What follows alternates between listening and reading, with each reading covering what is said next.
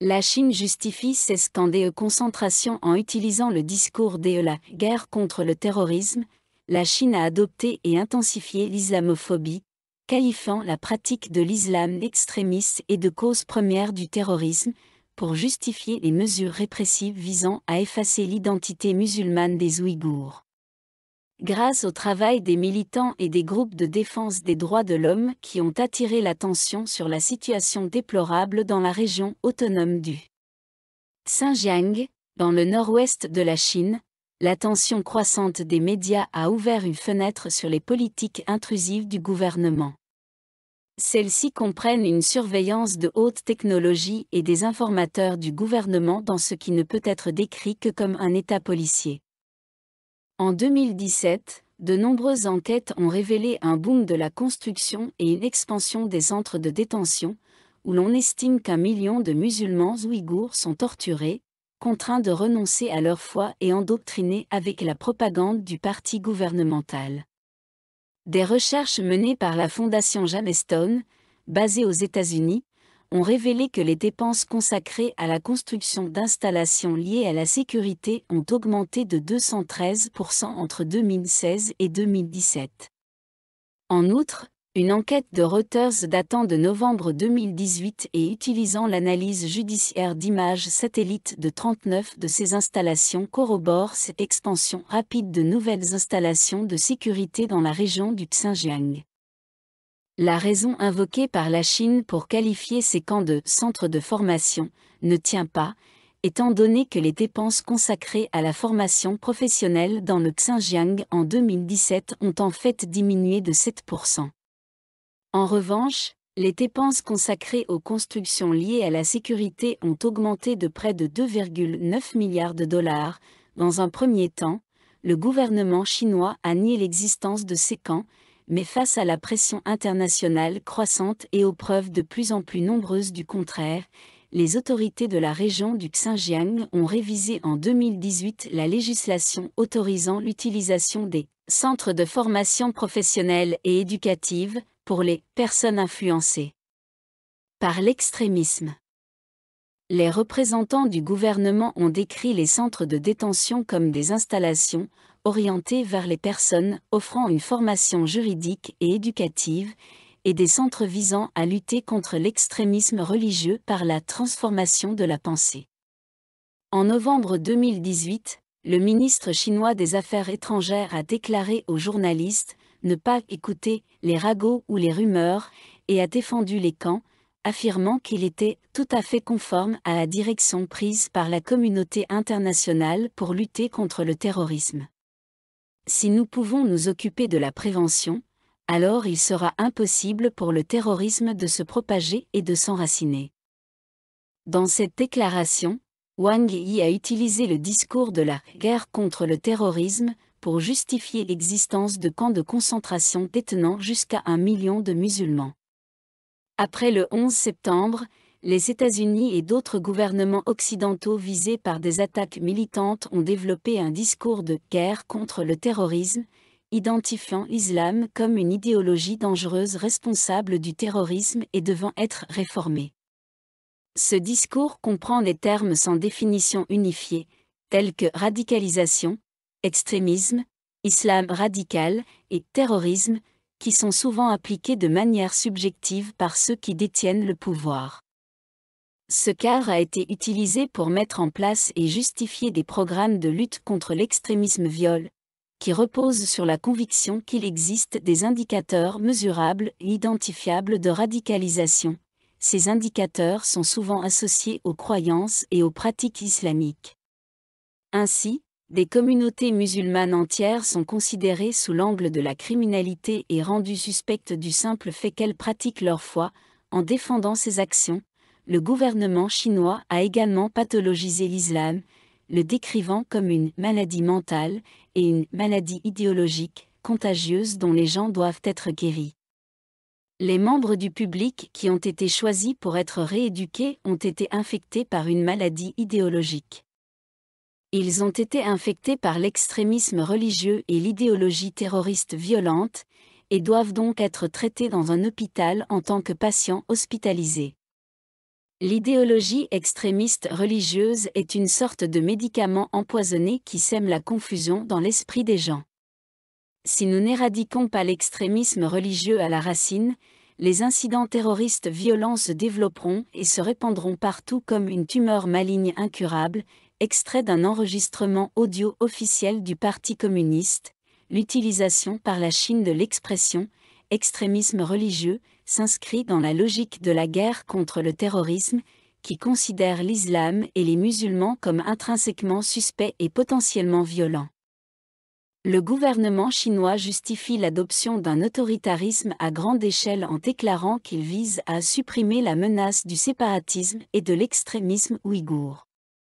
La définition large du gouvernement de l'extrémisme religieux englobe toute observance de la foi islamique.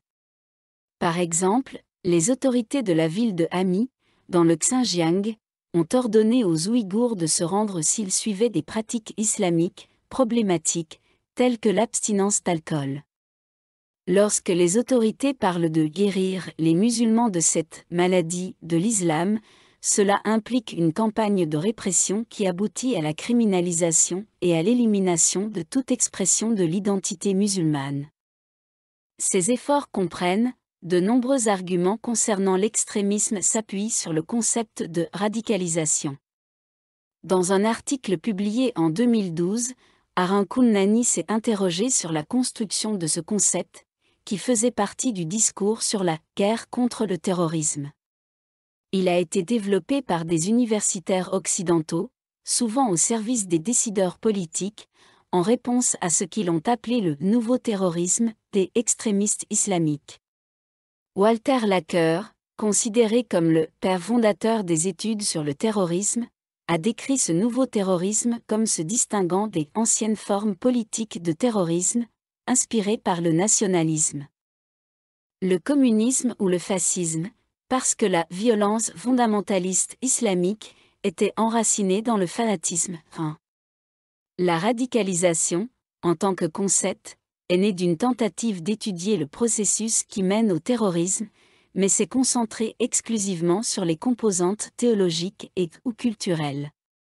Selon un article publié en 2013 par Anna Akbar dans la revue UC Irvine Law Review, la théorie de la radicalisation suggère que le passage du musulman au terroriste est prévisible et produit par les cultures religieuses et politiques des communautés musulmanes ou en corrélation avec elles. 2. Les politiques chinoises visant les communautés musulmanes s'inscrivent dans cette ligne de pensée. Les études sur la radicalisation et l'extrémisme considèrent la foi islamique elle-même comme un précurseur de l'adoption de la violence par un individu. Plutôt que d'interroger les causes profondes du terrorisme sur les griefs sociopolitiques fondamentaux, le discours sur la radicalisation se concentre sur les facteurs psychologiques ou théologiques. Le discours sur la radicalisation développé par les universitaires américains et européens inclut les attitudes anti-occidentales, le fondamentalisme religieux et l'autoségrégation, comme facteurs susceptibles de pousser les individus à soutenir le terrorisme. Kundnani conclut que ce discours établit faussement une approche théologique de la radicalisation, qui est une hypothèse non examinée et non prouvée. Les programmes CVE, Countering Violent Extremism, ainsi que les récits des médias occidentaux, promeuvent l'hypothèse selon laquelle les pratiques islamiques sont liées à l'extrémisme, à la radicalisation et au terrorisme, ou en sont l'explication. Les efforts déployés par les gouvernements occidentaux pour lutter contre l'extrémisme ou le prévenir ont souvent eu pour effet de restreindre les expressions de l'identité musulmane, comme l'interdiction de la burqa ou du voile en France, au Danemark et dans de nombreux autres pays européens. Ce discours sur l'extrémisme et la radicalisation est utilisé par le gouvernement chinois pour justifier la création de camps de concentration, en les présentant comme des mesures préventives nécessaires pour éradiquer le terrorisme. Alors que les programmes CVE se concentrent sur la surveillance et l'influence des cultures politiques et religieuses des communautés musulmanes aux États-Unis, 5, en Chine, les mesures de lutte contre l'extrémisme et la radicalisation visent non pas à influencer mais à éliminer l'identité musulmane dans la région du Xinjiang. En Chine, la pratique de l'islam équivaut à s'engager dans l'extrémisme et le terrorisme. Dans un effort pour éradiquer ce que les autorités considèrent comme un problème, le gouvernement a institué des politiques sévères visant à réduire et à éliminer l'expression de l'identité musulmane. Human Rights Watch, les sénateurs et représentants de la Chambre des représentants des États-Unis et le Council on Foreign Relations ont tout décrit le Xinjiang comme un État policier où les mesures de surveillance intrusive comprennent un registre des échantillons d'ADN et des groupes sanguins et l'installation de 40 000 caméras de reconnaissance faciale. Le gouvernement a également déployé des volets de drones déguisés en oiseaux pour surveiller, dans le cadre d'une opération dont le nom de code est Colombe. L'intrusion s'est étendue avec la mise en place par l'État d'un programme d'échanges culturels qui pousse les informateurs du gouvernement dans les foyers des musulmans ouïghours. Des méthodes de surveillance des musulmans, bien qu'elles soient loin d'être aussi intrusives et répandues qu'en Chine, ont été instituées aux États-Unis, comme le programme de surveillance sans soupçon de la police de New York, dans le cadre duquel les indicateurs de radicalisation comprenaient des pratiques religieuses islamiques, telles que la fréquentation régulière d'une mosquée, la pousse de la barbe, le jeûne pendant le ramadan, le port du hijab, etc. Alors qu'aux États-Unis, de tels programmes ont conduit à des violations des libertés civiles entraînant la stigmatisation et la criminalisation des communautés musulmanes, en Chine, ils ont abouti à l'expansion d'un État policier et à l'institution de camps de concentration. Le gouvernement chinois a utilisé un langage troublant pour expliquer son raisonnement sur les camps, affirmant qu'ils sont nécessaires pour moderniser les Ouïghours et les transformer en personnes normales. Il est à craindre que cette campagne de répression ne s'étende à d'autres communautés musulmanes.